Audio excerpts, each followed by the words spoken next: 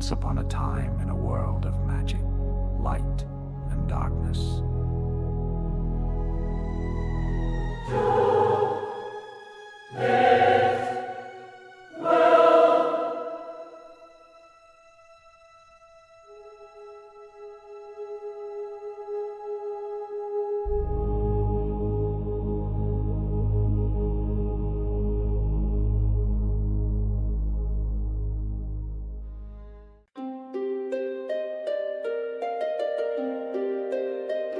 It had been nearly 2 decades since Ravni had set foot in the lands that once formed the proud kingdom of Balms. Now, these lands were split into 2, the kingdom of Crete and the kingdom of Wasmurki. The division felt unnatural to him, like a scar on a once vibrant landscape, one carved by the death of King Gus and the fall of Balms at the hands of Cassita's empire. Balms had never truly recovered after the fall of Cassita. Unlike most kingdoms, which had reverted to their original forms, Balms had fractured. The royal family, torn by personal ambitions and irreconcilable differences, gave birth to 2 competing nations. As Ravni rode along the dusty road on his Movskull, a creature much like a horse but with a sleeker, almost feline build, he felt a pang of nostalgia. The grasslands of Hoshborough stretched endlessly before him, their green expanse waving gently in the breeze. It was here, on these very plains, that he had run as a child, chasing dreams of adventure and freedom. But those dreams had faded long ago, replaced by the duties and burdens of a messenger in service to the Order of the Light. His hand moved almost unconsciously to stroke the neck of the Movskull, the animal's warmth comforting beneath his fingers. He longed to gallop across the fields, to feel the wind in his hair and the earth beneath him, but he knew better. He was on official duty, tasked with delivering a message to both Crete and Wasmurki, 2 fractured halves of a once whole kingdom. Majaharan had entrusted him with this mission, knowing that Ravni would find a way to navigate the delicate politics of the situation. He sighed softly, his mind drifting back to the Cassitan. The Sir would have had a clever solution to this conundrum. Ravni smiled really. He wished the Cassitan were with him now, so he could show him these plains share stories of the times before everything had shattered. But the Cassitan had his own business to attend to, and Ravni was left to walk this path alone.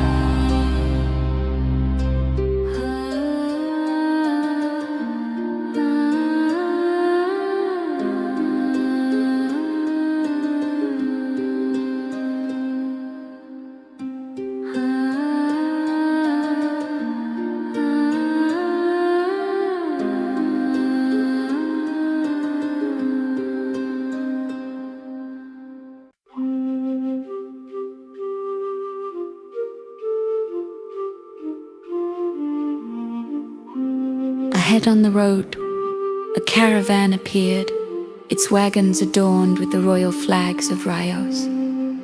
Ravni approached cautiously, guiding his Movskull to the side of the road to avoid causing alarm. As he drew nearer, he offered a polite greeting to the caravan, a nod of acknowledgement from one traveler to another.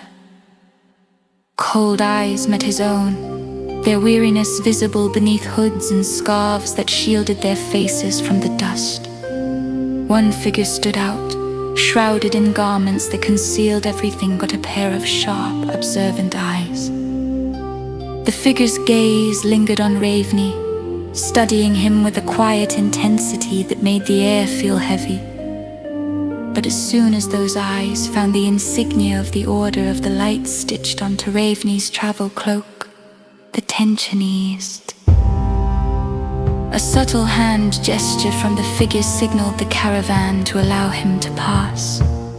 Ravney nodded in return, offering a small wave as he guided his Movskull forward. His heart ached with pity as he passed the tired travelers. Their journey from Rios had clearly been long and arduous, the weight of the road evident in their weary faces and slouched postures. But that was their burden to bear, just as Ravney had his own. His thoughts turned back to the task ahead. The message he carried was one of delicate diplomacy, one that required careful handling in these divided lands. Should he deliver the message separately to the rulers of Crete and Wasmerki? Or should he attempt the near impossible, arranging a meeting between the two sides? The wind whispered through the grass, stirring memories long buried. Ravney had left bombs behind when the Order of the Light had called upon him, their need for a skilled messenger providing him an escape from the turmoil of a fractured kingdom. He had not looked back since, but now, the weight of those lost years pressed upon him. He knew he would have to visit his kin before he left these lands. Too much time had passed without a word, and though he had been absent for good reason, he felt the guilt of neglect. The great God and the almighty light would surely frown upon him if he did not make amends. He patted the Movskull's neck gently, the creature snorting softly in response. They had made good time as always. Ravney had a way with beasts and with the road. His father had taught him to memorize maps, to understand the secret paths and hidden roads that crisscrossed the land. His father had been the best messenger in bombs, a legend in his time. But Ravney had surpassed him, both in skill and reputation. And yet, even as he surpassed his father's legacy, he couldn't help but wonder, what was the value of delivering messages in the grand scheme of things? The road stretched on before him, the weight of the message he carried heavier than any satchel.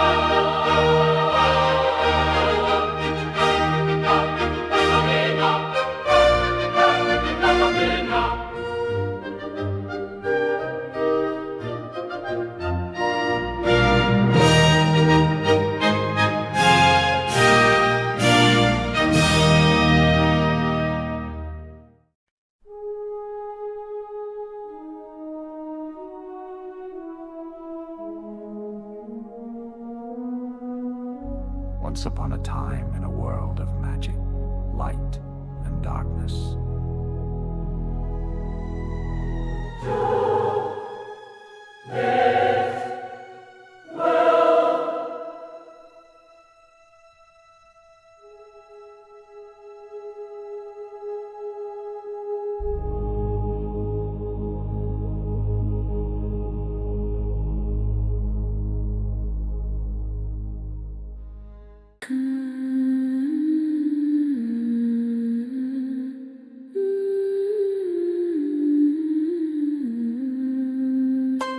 Lyra's breath was labored, as she ascended the steep rocky path leading to the crystal hut.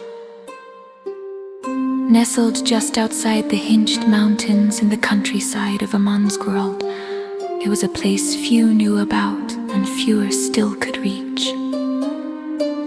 Her steps were heavy, and the strain in her muscles made her wonder if perhaps she should have used magic to fly. But she had no desire to attract unwanted attention. "You could use magic to fly up here, couldn't you?" came a familiar voice from above. Lyra glanced up and smiled at Taj Maitro, who stood outside the run-down cottage. Taj, tall and heavy-set, with her curly dark hair wild around her face, was dressed in earthy greens and brown robes. She waited patiently, her warm smile welcoming Lyra. When Lyra finally reached her, they embraced like old friends, the weight of the years and their shared experiences binding them in ways few others could understand. "Remember our days at the academy?" Tai said, a grin playing on her lips. "How we thought magic would be as light as air, a flick of the wrist, a thought, and the world would bend to us. Until we realized the physical toll. Majaharan made it look easy, but for us mere mortals, well, it wasn't." Taj's expression softened as she looked toward the cottage. "Well, things are always easy for the ancients, aren't they?" Lyra followed her gaze and marveled at the strength of the concealment magic. The crystal hut looked decrepit, worn, and unremarkable. But that was the trick. It was as if the world itself forgot the place existed, its presence hidden from all but the keenest of minds. "I've never encountered concealment magic like this before," Lyra remarked. Taj nodded solemnly. "It's not me. It's all thanks to her." She motioned toward the inside of the hut.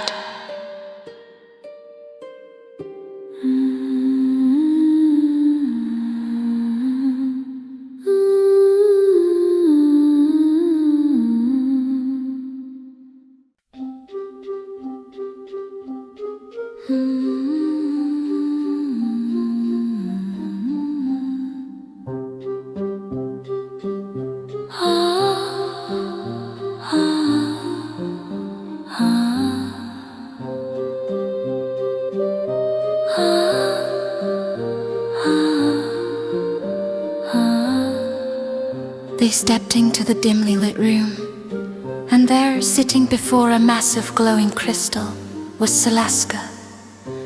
Her wild silver and blue streaked hair floated about her head like a halo, and her shimmering silver robes hung loosely from her body, exposing a faint glow emanating from her skin. Her eyes were fixed on the crystal, utterly absorbed. "She hasn't looked away from it in days," Taj whispered. "She's powering the concealment spell with the crystal's energy." As if sensing their presence, Celestka let out a cackling laugh, though her gaze never wavered from the crystal. "I'm probably shaving decades off my life, but it can't be helped, can it?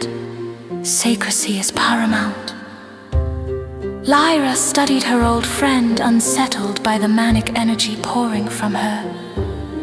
"What's the reason for all this secrecy?" she asked cautiously. "Why would you need to go to such lengths?"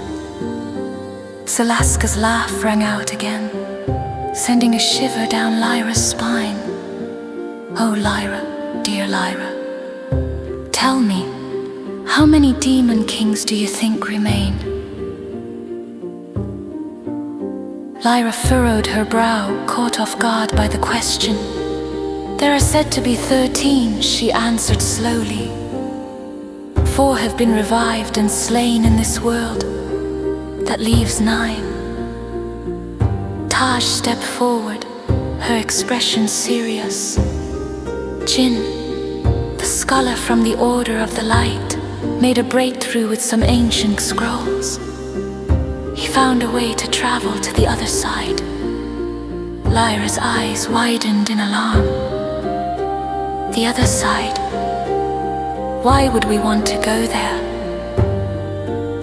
Celesca's smile widened as she giggled to herself. "Because, my dear, if we don't go there, the remaining demon kings will eventually be revived here. But if we kill them on the other side, before they can ever reach this world again, well, then we save everyone a lot of trouble." Lyra's wariness grew. "And how do you plan to cross to the other side?" Taj exchanged a glance with Celesca before answering. "There's a scar on the earth hidden deep in the Shadowwood. A battle centuries ago involving the Taba Obi left behind a wound. A portal to the other side.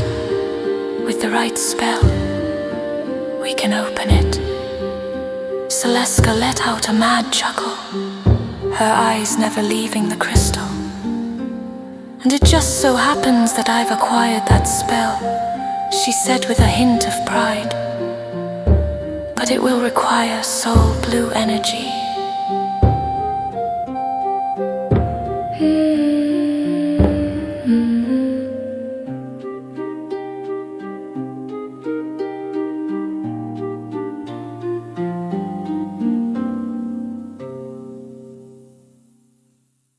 Her gaze finally shifted, her eyes wide and gleaming. "Tell me, Lyra, how confident are you that the Cassitan can wield soul blue?" Lyra's heart skipped a beat. "He used it effortlessly," she replied. "There were no side effects, no visible drain on his strength. I don't think anyone else could do what he did." A single tear slipped from Celesca's eye. Oh, that marvelous man. To feel his presence again without Marjaharan's interference. Taj cut in, her tone pragmatic. "We'll need more than just the Cassitan. We can't rely on him to handle everything. Politically, it would be a disaster." Lyra sighed. "You're right. As much as I believe he could handle this alone, we can't afford to display that kind of power." Taj began to list the names. Gon, Faisal, Morab, Rilin. "We'll need them all, and the 3 of us for sealing the remains."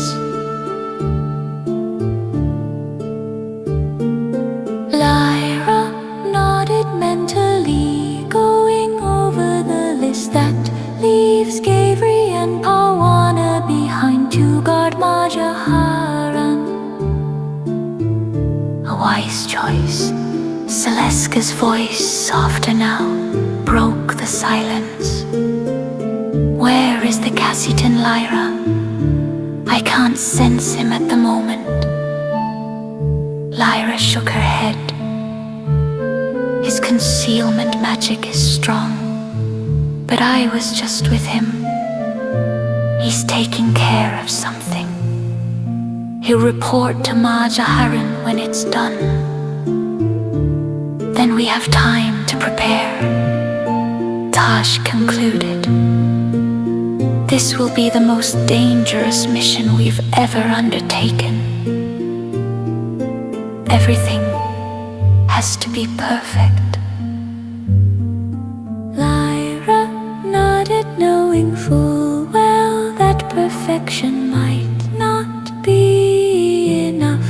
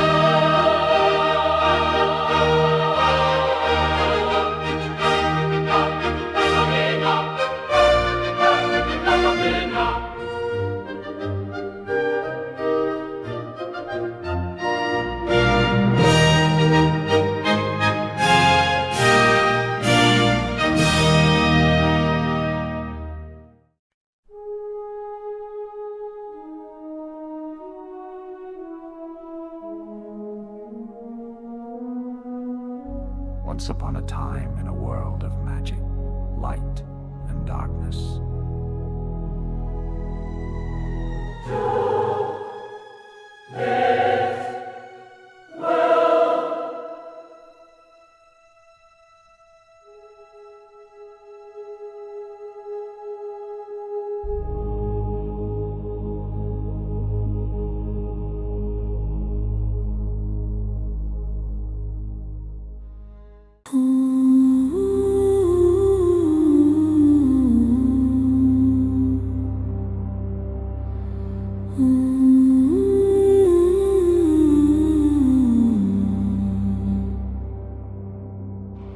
The cave was a shadowed, quiet shelter, and wind stirred awake in the depths of night.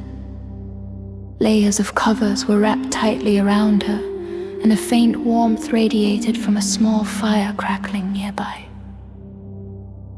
She blinked groggily, the flame blurry at first, then slowly sharpening into focus as her awareness returned. Her eyes trailed over to the Cassitan, sitting motionless by the fire, his eyes closed but not in sleep.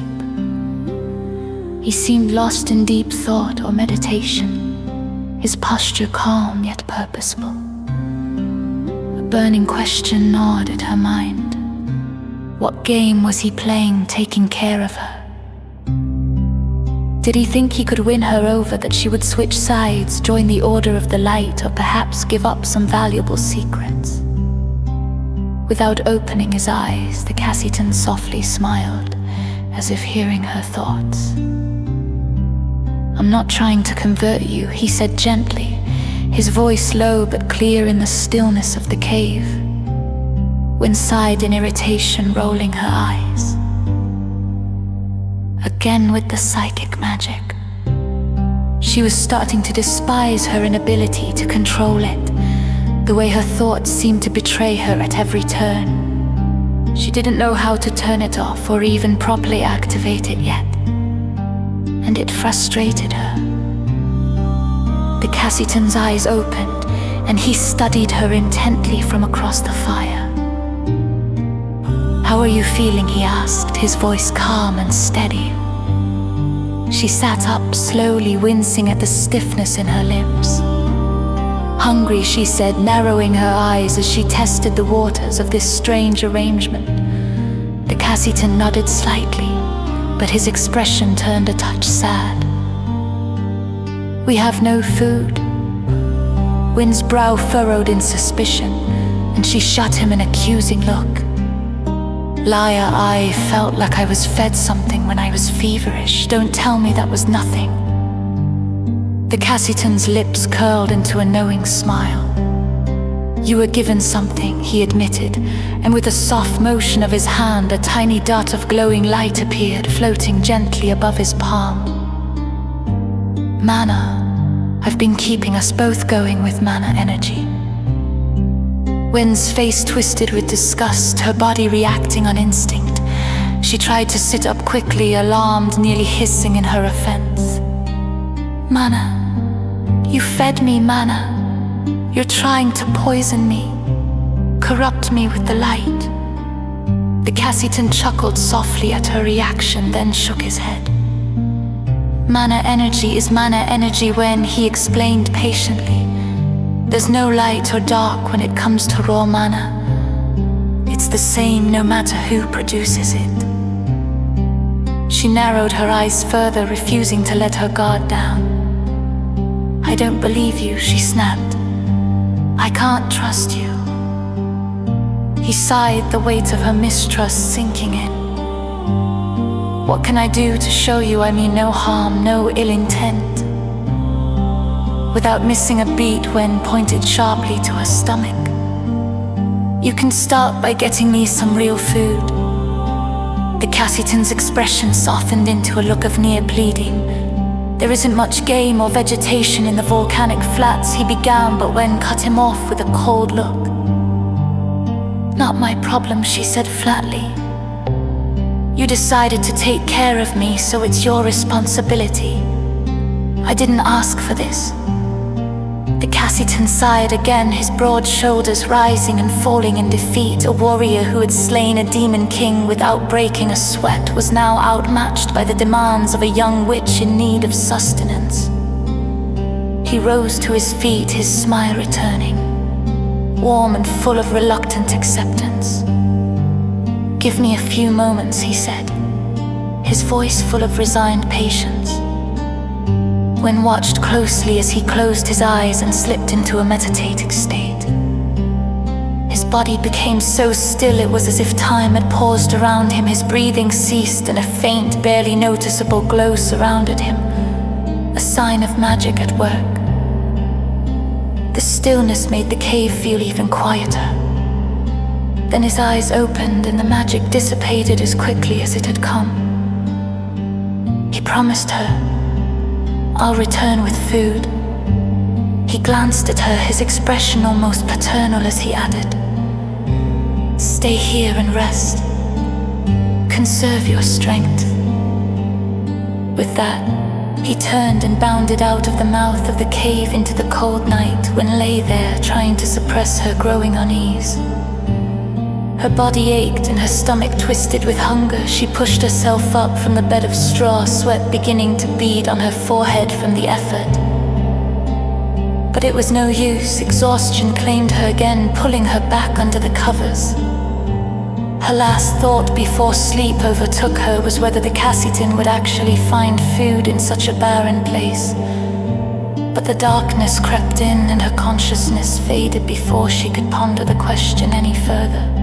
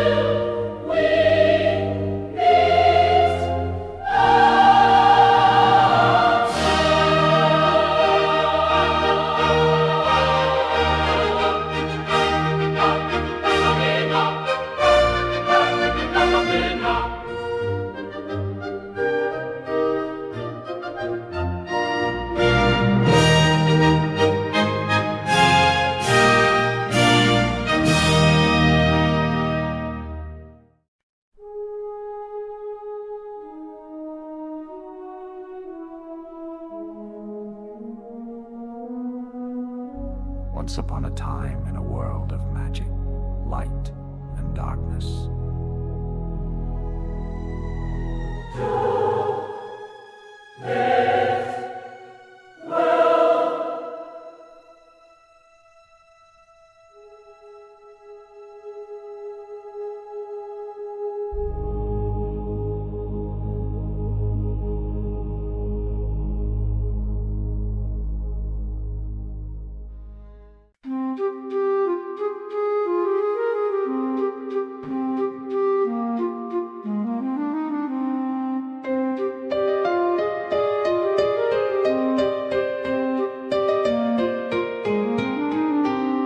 Wen was a child again, standing in the kitchen as the smell of her mother's cooking filled the air. She could barely see over the counter, but the shadowy figure of her mother loomed above, casting a cold glance down at her. Wen's little hands reached up, hoping for a taste of the food, but her mother's face remained stern, her eyes full of annoyance. The door creaked open, and her father appeared with shadowy figures behind him. His smile stretched across his face as if a great deal had been struck. Hands, rough and faceless, reached out, grabbing her. She screamed for her parents, reaching out with her tiny arms, but the distance between them grew. The kitchen, her mother and father, everything shrank away into darkness. The door closed, sealing her away from them. And yet, the smell of food lingered, growing stronger. Suddenly, Wen awoke, blinking as the dream slipped away, replaced by the dim light of the cave. The fire flickered before her, and the aroma of cooking filled her senses. She sat up slowly, taking in the sight of the Cassitan spit roasting 2 love spurs over the fire. Beneath the birds, half of a Gefnar shell caught the drippings, and in the other half she saw the nutty flesh of the Gefnar fruit sitting on large malum leaves. Her stomach growled, and her mouth watered as the smell hit her fully. She wiped the saliva from her lips and squinted at the Cassitan. "How did you find love spurs on the volcanic flats?" she asked, suspicion creeping into her voice. The Cassitan smiled gently. "I had to go beyond the flats," he admitted. He turned the bird slowly, revealing sprigs of moslin herbs and a light sprinkling of salt from the eastern mines. The seasoning, too, impressed her. "You even seasoned them," Wen muttered more to herself than to him. "I couldn't guarantee the taste without it," he replied, pulling the spit from the fire. "But it should give you strength." He carefully plated the roasted love spurs in 1/2 of the Gefnar shell and poured the drippings mixed with funny pod juice and diced moslin herbs into the other. He handed her the makeshift plate, cautioning her with a gentle tone. "It might still be hot."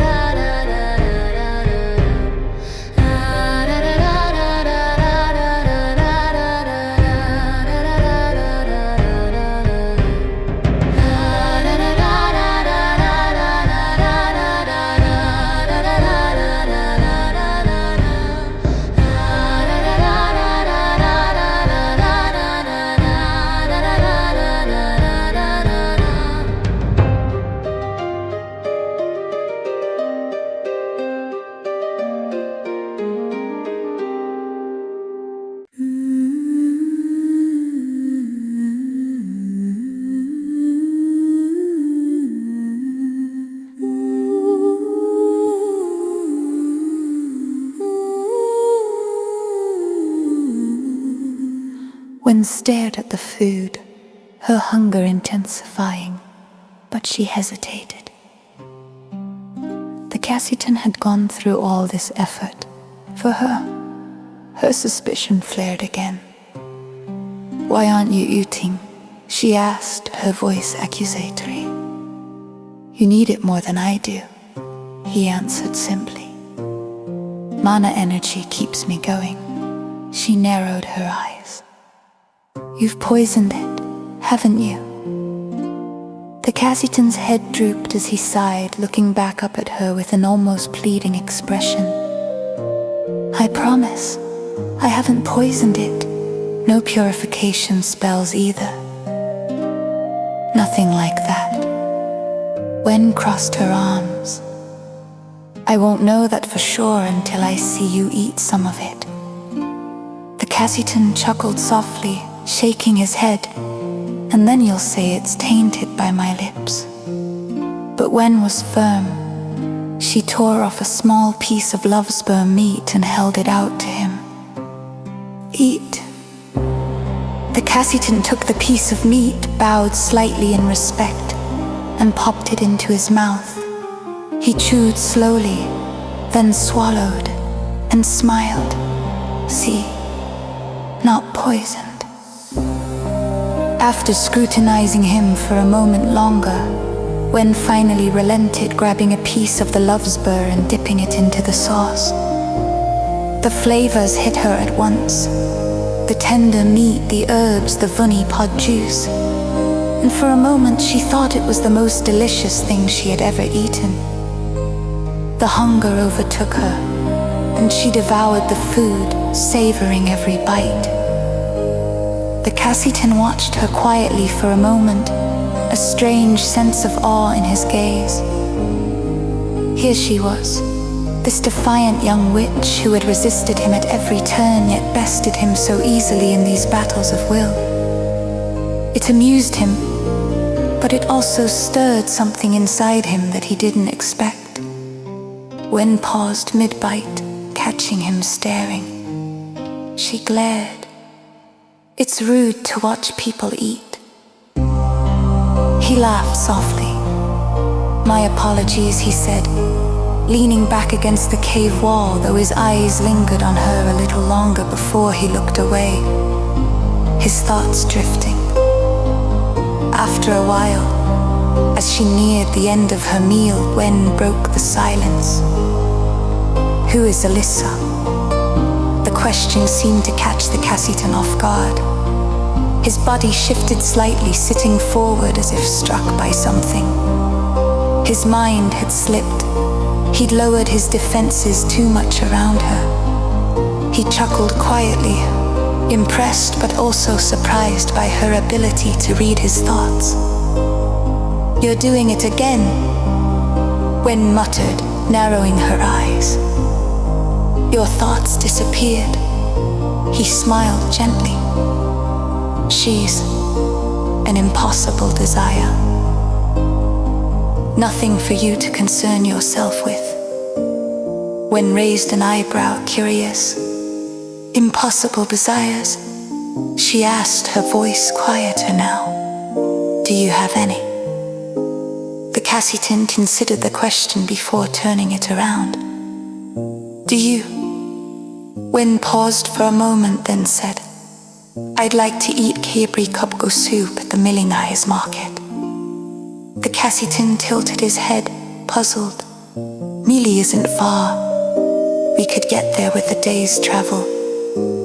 She cut him off. "Not for me," she said flatly. "I can never go to Millie again." And with that, she returned to her meal, leaving the Cassitan to wonder what secrets lay beneath her defiant, guarded exterior.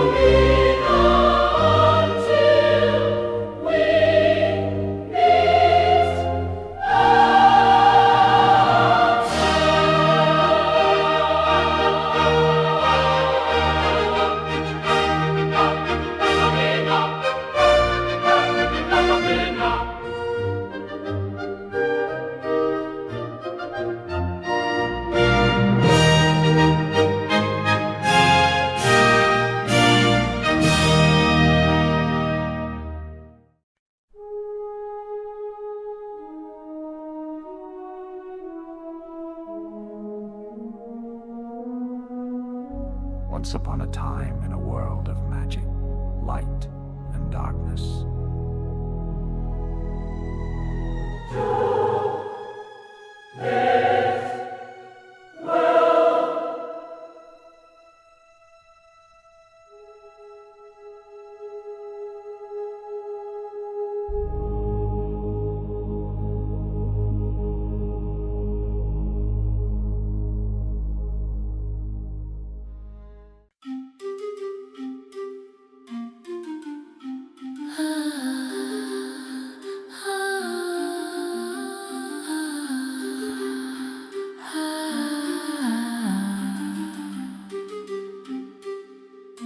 Chica scanned the bustling market square of Sabran, her eyes darting through the crowd. She was looking for someone. A gentle tap on her shoulder from behind made her jump. Heart racing, but relief washed over her when she turned to see the familiar, smiling face of Mesu. They both laughed as Chica caught her breath, realizing how tense she'd become.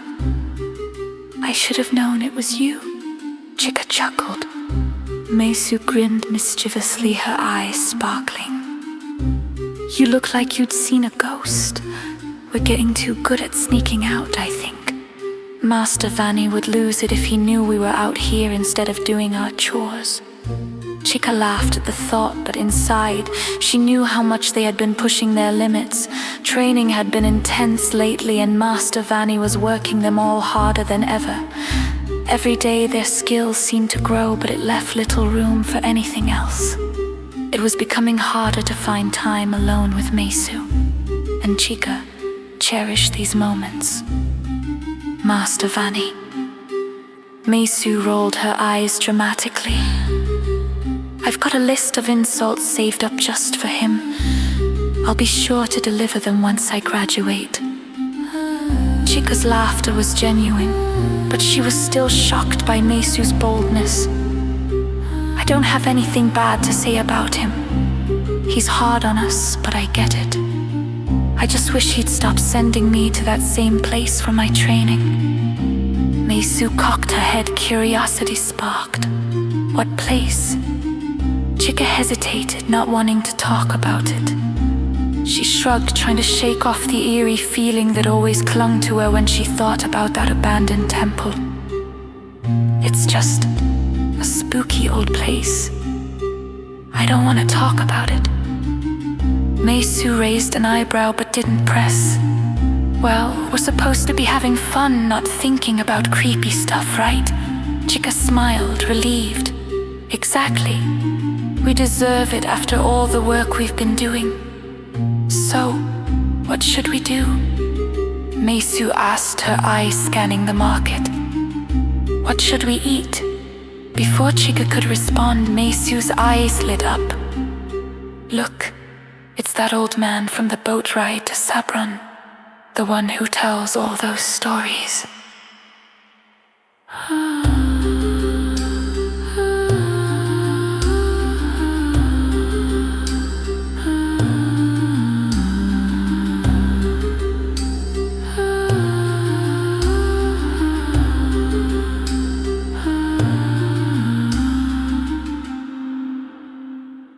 Chica followed her gaze and saw the spirited old storyteller. From their journey, standing near a blacksmith's shop and drawing a small crowd. They hurried over, excited to hear what new tale he would spin. The old man's voice was strong, his story keyed and captivating as always. It was the Taba-Obi, the most feared and wicked shadow to ever walk this world, who stood before the gates of the Eternals, he said, his voice low and ominous. Taba-Obi and Sonuke, with plans of revenge and conquest, sought refuge for Milu, their sister, but not for themselves. No, they had other plans. Chica and Mesu were completely absorbed in the story, hanging on to every word, The old man's voice rose and fell, weaving the dark tale of the Taba-Obi's brutality as he wiped out entire armies of shadows, leaving no survivors in his wake. A special convention of the shadows was called, the greatest gathering of their kind since the great war between them and the Eternals. Gathered together, the shadows hoped to come up with a plan to confront the Taba-Obi, but what they didn't prepare for was the Black Shadow himself to make an appearance there. Taba-Obi decimated the gathering of shadows at the convention, while Sanuke laughed and cheered him on. The old man continued. In one night, the Black Shadow left the world forever changed, and the kingdoms trembled. The old man's voice lowered, drawing his audience closer. The kingdoms of the world saw the devastation wrought by Taba-Obi and knew they had to act. They began to organize, rallying their armies and preparing for a battle like none they had faced before. But even they knew they couldn't stand against such a force alone. So they called upon the Eternals, those ancient beings, for aid. He paused, his eyes scanning the crowd, letting the weight of the story sink in. The Eternals agreed to help, but with one condition. Milu, the Taba-Obi's sister who had sought refuge with them, was to remain unharmed, untouched by the coming conflict. She had chosen to live a life of service among the Eternals, and they would protect her. The crowd hung on every word, tension filling the air. The Eternals were powerful, nearly impossible to kill, and at first they did not fear the Taba-Obi. They believed their strength, their ancient wisdom would be enough. But the old man's voice dropped to a whisper. This would change. The audience shuddered, the gravity of the tale pressing down on them as the old man's words seemed to echo through the square.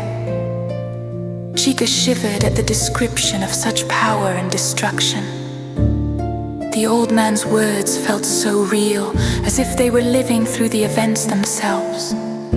The world he spoke of seemed so far removed from their own, but the threat of darkness was always looming in the distance. But before they could be completely swept away, a sound from behind broke their focus.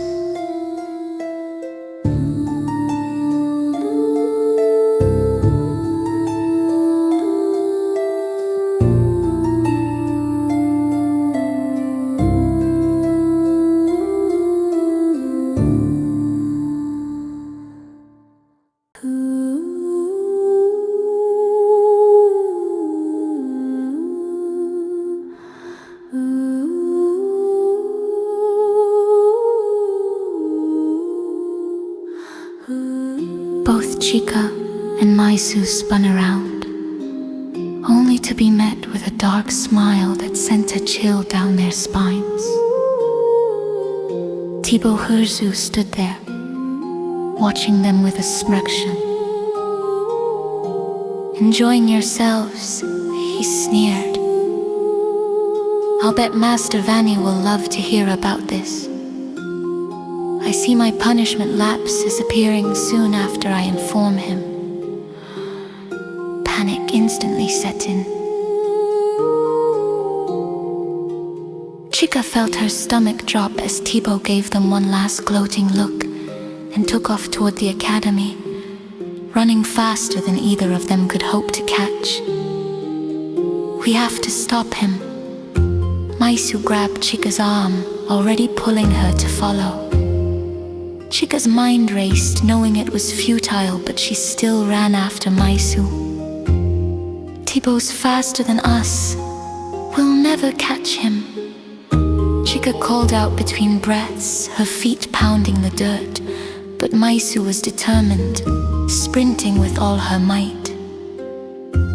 They pushed themselves, but Thibaut was already far ahead, a distant figure closing in on the academy.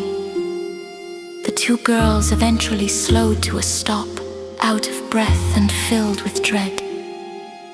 Maisu bent over, panting, while Chika looked back toward the market, thinking of how the fun they had planned was now clouded by the thought of their impending punishment. "He's going to get us both into trouble," Maisu muttered, her voice filled with frustration. Chika nodded solemnly.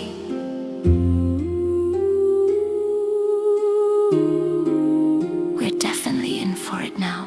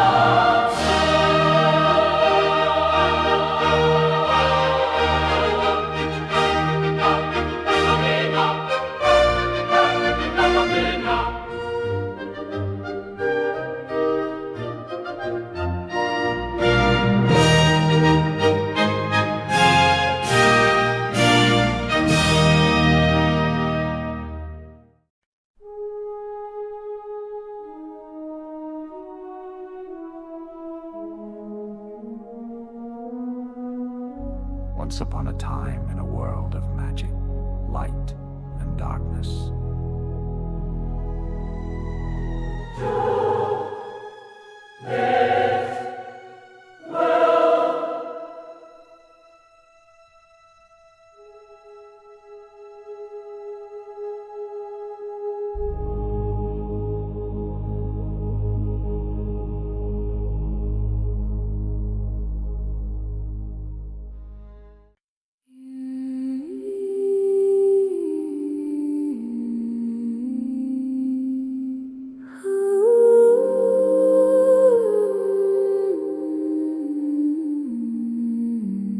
Chika and Maisu trudged slowly back toward the academy, their feet heavy with dread.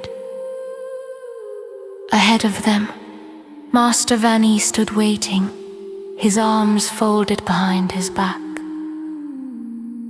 The quiet air around him carried an unmistakable weight, the kind that promised reprimands and, surely, punishments. Maisu glanced at Chika and half-jokingly muttered, "Maybe we should just run. You know, save ourselves the trouble."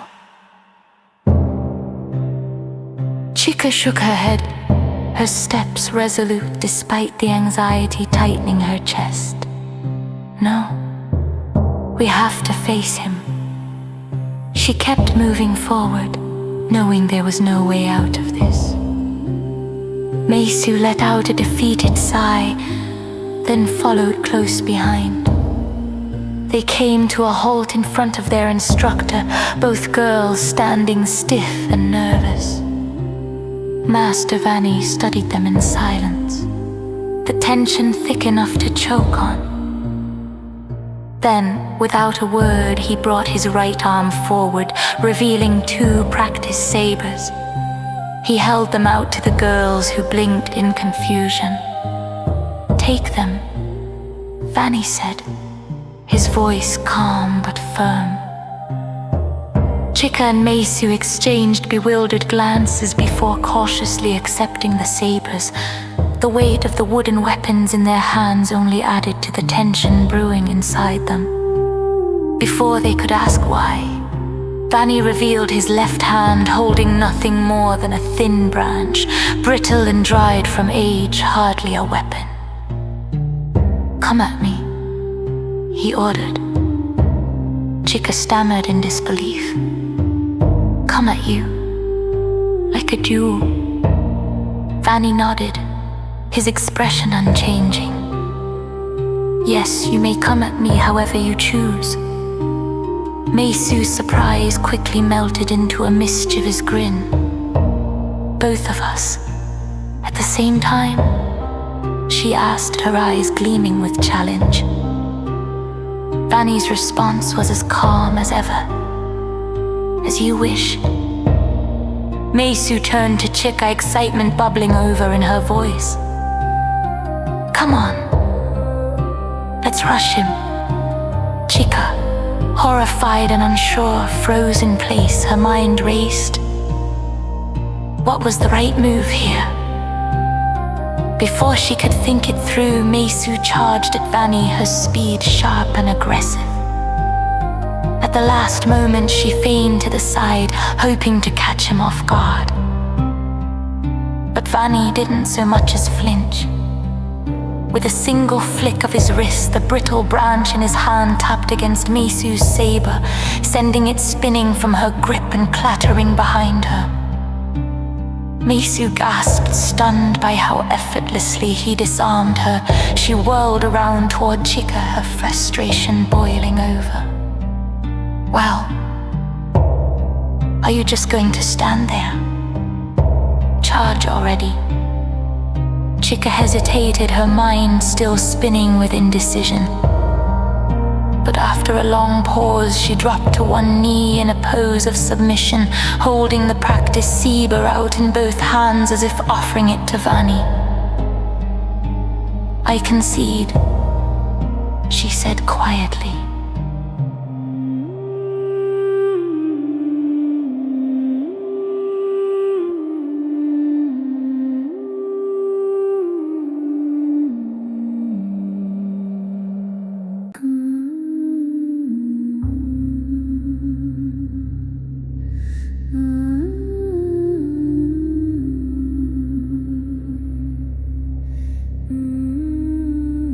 Meisu let out an exasperated sigh, throwing her hands up in disbelief, while Vanny's stoic gaze remained locked on Chica. For a long moment, he said nothing, his expression unreadable. Then, he spoke. "I refuse your concession." Chica's head shot up in shock. "What?" she blurted, unable to comprehend the situation. "This is training," Vanny said firmly. "There is no opting out. Stand up and come at me." Heart pounding, Chica swallowed her fear and rose shakily to her feet. She bowed and assumed the stance, the practiced saber trembling slightly in her hands. She lunged forward, but her movements were slow, hesitant, telegraphing every step. With another flick of Vanny's wrist, her saber nearly flew from her hands. But somehow, by instinct alone, she spun with the motion, readjusting her grip and managing to hold on. She even managed a slight defensive strike as she spun, though it was far from perfect. Meisu gasped, her eyes wide with amazement. Vanny flashed a small smile, but in one swift, nearly invisible movement, he sent Chica's saber flying across the training ground. Both girls stood in stunned silence, hardly able to comprehend the level of skill they had just witnessed.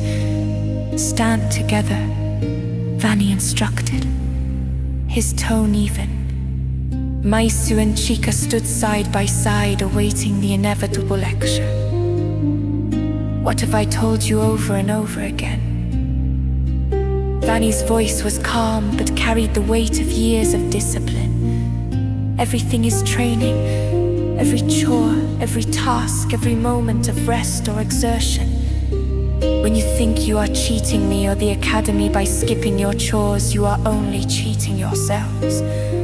He held up the old branch, its fragile, dead bark crumbling slightly at the edges.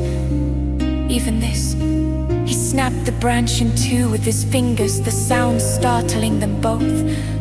Even something so pitiful can be a weapon, because of training. Vanny's gaze lingered on them, his words heavy with the truth. Sacrifices were made for you to be here. Do not waste this opportunity. Chica bowed deeply, her eyes stinging with tears she struggled to hold back. "I'm sorry," she whispered, her voice choked with emotion. Maisu, still frustrated but recognizing the weight of his words, grit her teeth and offered a bow of her own. "Sorry," she muttered, though less sincerely. Vanny studied them for a moment longer, then handed down their punishments. "Maisu, finish your chores, and Chica's." Maisu's eyes widened, her anger bubbling just beneath the surface, but she swallowed it down, knowing better than to argue. "Yes, sir," she said through clenched teeth before storming off. Chica remained, waiting for whatever punishment awaited her. Vanny turned his sharp gaze on her and spoke firmly. "Run along the Jinnit River until you reach the abandoned temple. Run laps around it and then run laps inside." Chica felt her stomach drop. She nodded, unable to argue, her voice barely a whisper. "Yes, sir." Without another word, she turned and took off for the river, her legs heavy with dread. As she ran, she could feel Vanny's eyes on her, watching her every step.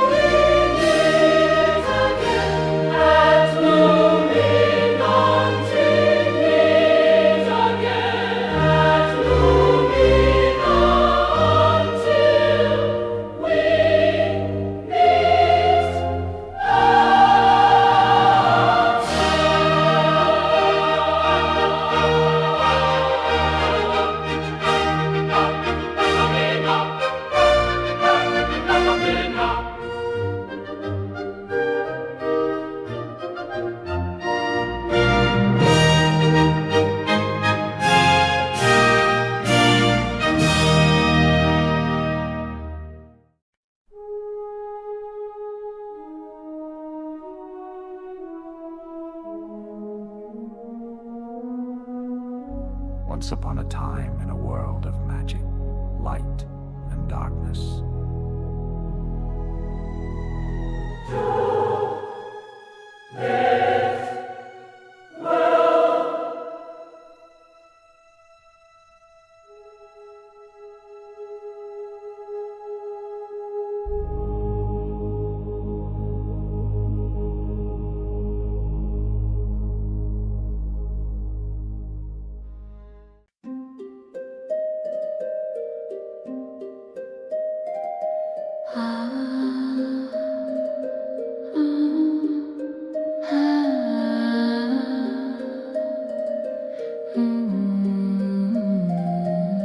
Chica's heart raced as her feet pounded along the path by the Jinnit River. Her eyes focused on the now too familiar sight of the abandoned temple looming ahead. Its jagged edges and crumbling stones seemed to cast a long, dark shadow over her every time she passed it. Vanny's words echoed in her mind, pushing her forward, but she couldn't face it. Not today. She would run past it, as she had done so many times before. The decision was made in her mind. She'd skirt the edges, avoiding it entirely. She reasoned with herself that extra laps around town would make up for her deception. She quickened her pace, determined to outrun the fear creeping into her chest. Then a sudden, thunderous crack split the air, and she skidded to a halt just in time to see a massive tree fall ahead of her. Its trunk crashed onto the path, blocking her way. Her breath caught in her throat, heart hammering against her ribs. What had caused the tree to fall so suddenly? She spun around, looking for another route. She decided to circle behind the temple, skirting its ominous presence to find a path beyond the fallen tree.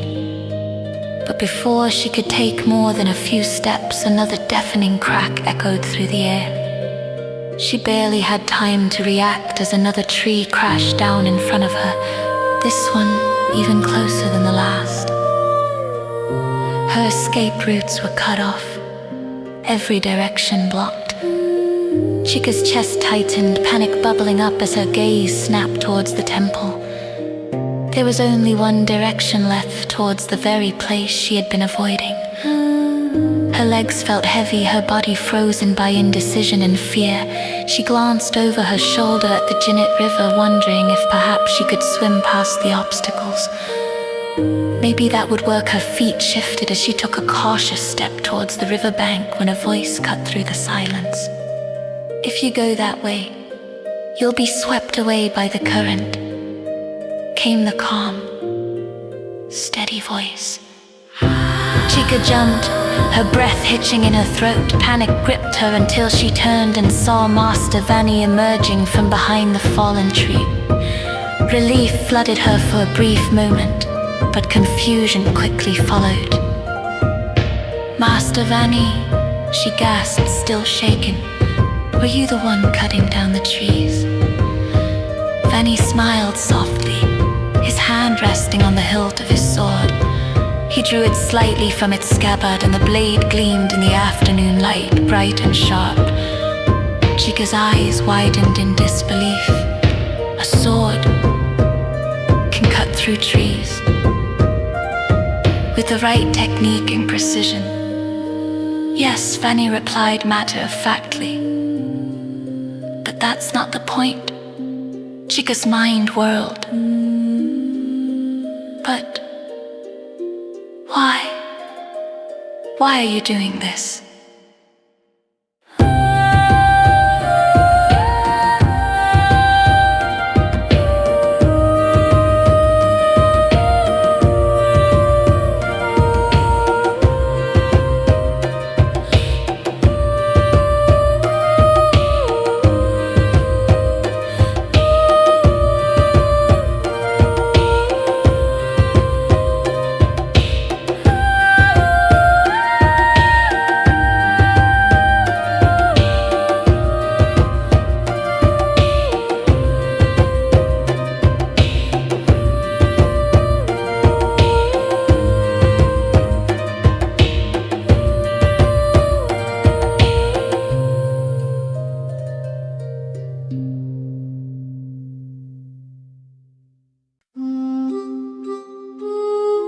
Vanni didn't answer her question directly.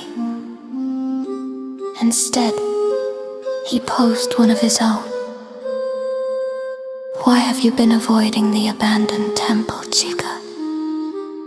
Her heart sank, and she lowered her gaze, shame mixing with fear. I didn't think. You didn't think I noticed. Vanni's tone was gentle but firm. Do you think I assign your training without thought? If I tell you that you have training to do there, it's because it's important for you. Chica's body trembled as the truth poured out of her. The temple, it scares me. Vanni's eyes softened as he watched her struggle to find her words. There are voices in there, she whispered. Whispers calling to me. I feel invisible hands reaching for me, strange lights, markings on the walls. She stopped, shaking her head. I don't know what they say. I don't recognize the language. Danny's expression remained calm, but his eyes grew more intent as he studied her. But it felt familiar to you, didn't it? The first time you went there. Chica hesitated, the memory of that strange, unsettling familiarity flooding her mind, but she shook her head fiercely. I don't understand any of it, and I can't go back in there. Vanny nodded thoughtfully. I understand that it's frightening, but your training awaits you there, Chica. Destiny calls to you. Her heart raced as she tried to comprehend what he was saying. What does that creepy place have to do with dueling? She asked, her voice filled with desperation. Dueling is about more than skill with a blade, Vanny explained gently. It's about destiny, and yours is tied to what waits for you in that temple. Chica's breath caught in her throat. Her hands trembled as she looked toward the looming temple, a sense of helplessness washing over her. Can't you come with me? She pleaded, her voice barely above a whisper. Just to see for yourself. Vanny shook his head, his refusal calm but unwavering. This is not my training, Chica. It's yours. I cannot walk that path for you. He placed his hands gently on her shoulders, his touch warm and reassuring. But I will wait for you out here. You're not alone. Tears welled up in Chica's eyes, but she fought them back. She bowed her head, swallowing the lump in her throat. I understand. With trembling legs, she turned and began the slow, nerve-wracking walk up the path to the abandoned temple. Her chest tightened with every step, fear clawing at her insides, but Master Vanny's presence behind her kept her moving forward. The temple loomed ahead, silent and foreboding.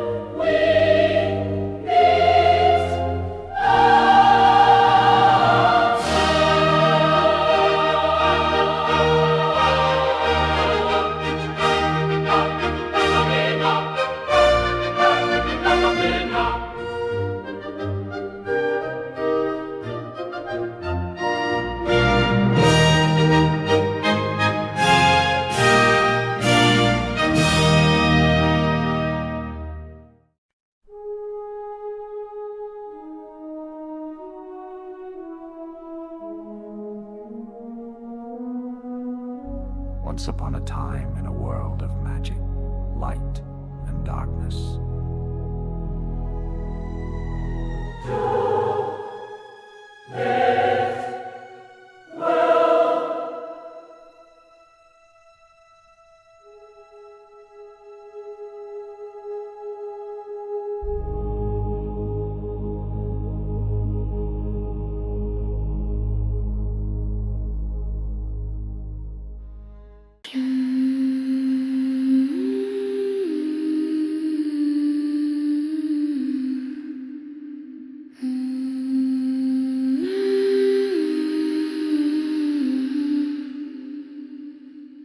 When Chika entered the abandoned temple, the air inside was unnervingly still and quiet. The vines still clung to the walls, their creeping tendrils winding around the strange markings in the ancient language. There was no whisper of recognition in her mind like the last time, no strange sense of familiarity. The markings simply appeared as they were, forgotten words of a time long past. Debris and fallen leaves still littered the floor, and the weathered statue stood in its usual place, worn and fractured. Apprehensive, Chika took slow, cautious steps forward, anticipating the eerie presence she had felt before. The whispers, the invisible hands reaching out to her. But as time stretched on, nothing happened. The temple remained silent. The tension she had felt began to lessen, and Chika reminded herself why she was there. Laps. She began to jog carefully around the inside of the temple, mindful of the uneven floor. Her eyes scanned the strange markings, trying to find something, anything that would hint at why this place had affected her so deeply before. But there were no strange lights, no ghostly whispers. With each lap, her breathing grew steady, and her confidence increased.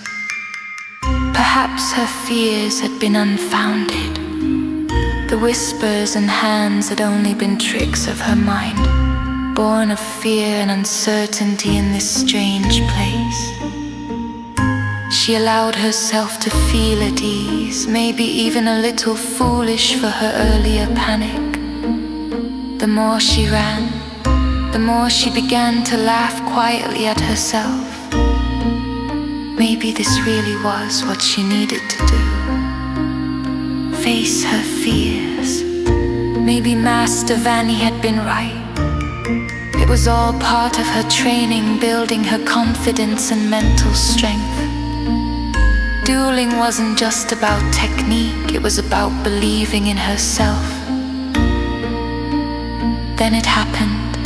A flash of memory struck her mind, her little brother, running ahead of her, laughing.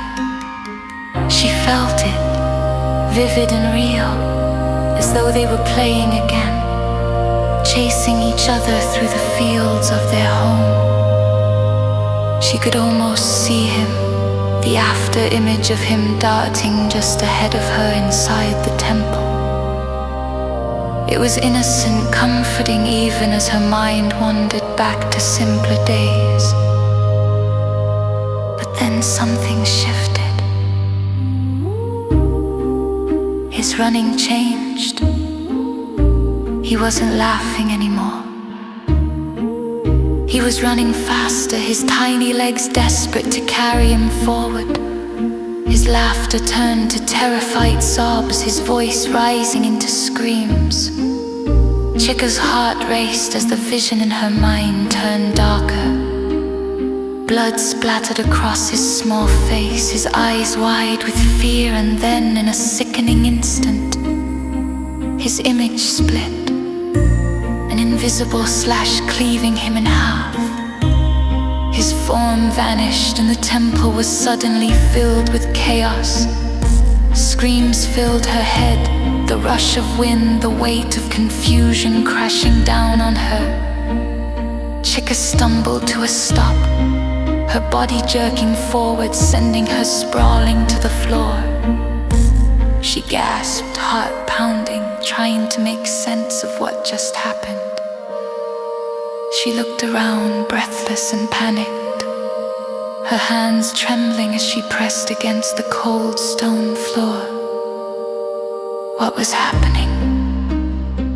Her mind raced, overwhelmed, and then she saw it. cracks in the floor before her began to glow with an eerie, otherworldly light.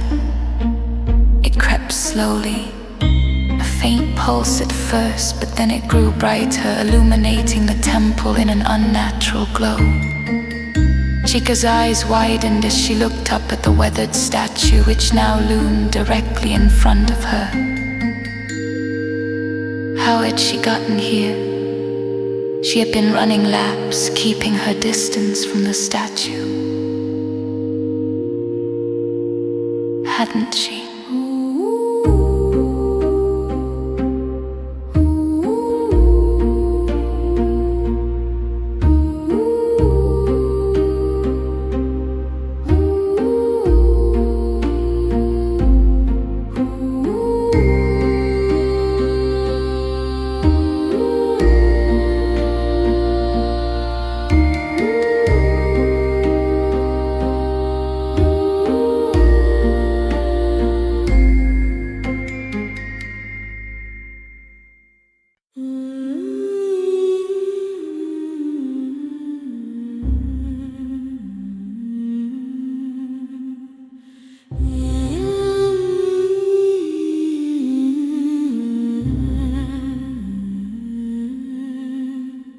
Her heart pounded in her chest as the eerie light crawled up from the cracks, casting shadows in strange patterns across the statue's broken form. Something was wrong, terribly wrong. Chica's breath came in ragged gasps as the glowing eyes of the statue bore into her. Her mind was spinning with the weight of the whispers. But then came the voice, soft but insistent. You were chasing Gojo. Her entire body went cold at the mention of her brother's name. This wasn't just a memory. It had never been just a memory. The whispers had been with her since she first started running laps. But now they had formed. She looked at the walls, and the strange markings that once seemed incomprehensible began to shift, rearranging themselves before her eyes, slowly forming into words she could almost recognize. Read it, the whisper commanded, louder now. No! Chica screamed, her voice trembling as she crawled backward from the statue, which now glowed with an eerie energy. Phantom arms, faint but undeniably present, stretched out from the statue as though reaching for her. Its eyes gleamed with a pale light, staring deep into her soul. Read it, the whisper repeated, more insistent. Chica, her body shaking, managed to stammer. What happens if I do? The air grew heavy, the phantom hands hovering around her seemed to pulse with a strange power. Lines of communication will open to you, the whisper said, its tone calm, almost reassuring. Chica's pulse raised. Communication with what? With who? She whispered back, terrified. Suddenly behind the statue, the air shimmered and hundreds of phantom figures began to rise from the ground. Their presence filled the temple, and in her mind a chorus of voices clamored, each trying to speak over the other, to tell her something she couldn't understand. The sheer force of it sent her crumbling to the ground, tears streaming down her face. No, she whimpered, her voice barely a breath. Why me? Why does it have to be me? The chorus of voices fell silent, and the lone whisper returned. Because if you do not accept, we will offer it to the other one. Chica shot upright, eyes wide with horror. The other one, she asked, her her voice shaking. Yes, the whisper confirmed. The one here for the order of the darkness. The other one, she asked, her voice shaking. Yes, the whisper confirmed. The one here for the order of the darkness.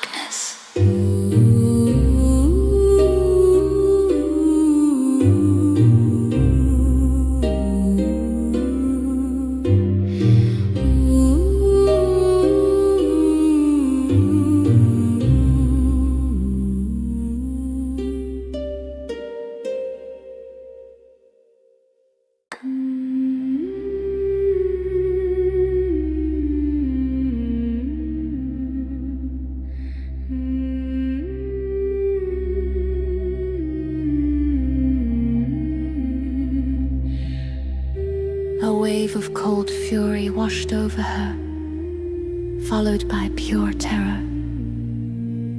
The order of the darkness, their presence had cost her everything. They had killed Gojo, her mother, her father. No, Chika's voice trembled, her anger bubbling to the surface. No, they killed Gojo. They killed my family. Yes, the whisper echoed, almost tauntingly. And we will offer your family's killers this power if you do not raid. Rage consumed Chika, filling her veins with fire. She scrambled to her feet, her eyes blazing with fury as she turned towards the statue. How dare you, she spat, her fists clenched at her sides. You have no decency. You would offer power to murderers? We will offer it to anyone, the whisper said coldly, if you do not accept. Chika stood frozen, trembling with fury. How can you call that justice? She shouted at the phantom arms, at the statue, at the air around her. What is so special about you? What makes you worthy of anything? Her voice cracked with emotion, her heart pounding so hard she thought it might explode from her chest. She turned toward the walls, her eyes wide with fear and confusion, and without warning her mouth opened and began to speak. She didn't know how or why. Her body was moving on its own, her voice not her own. But the words spilled out of her, ancient words she had never learned, syllables twisting off her tongue like an incantation. Her eyes darted across the glowing markings on the walls, and she spoke the words with an intensity that terrified her. Line after line, phrase after phrase, her voice grew louder, stronger, as if the temple itself were pulling the words from her.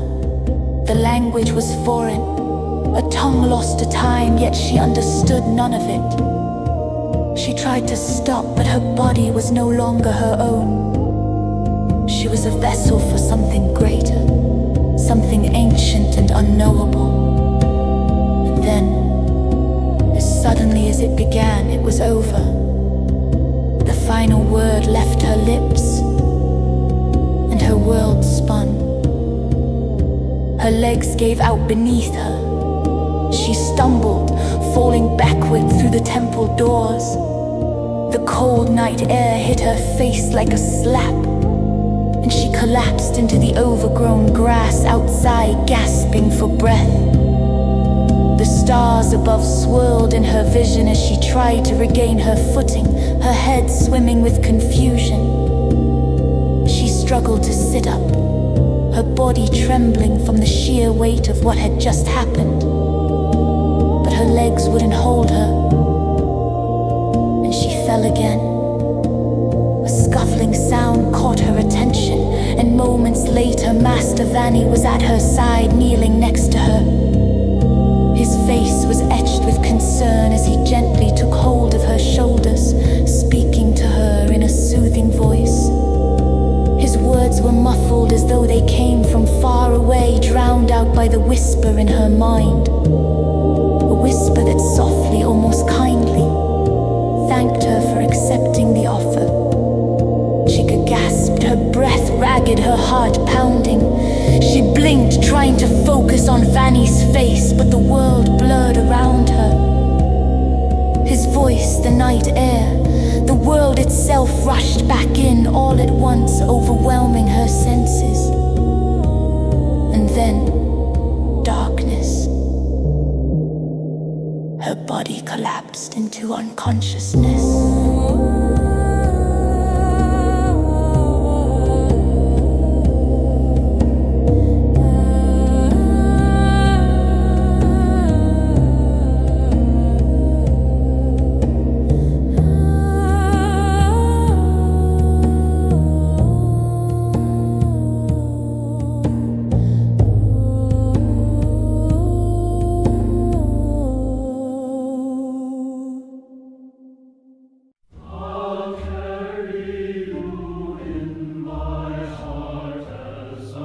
Try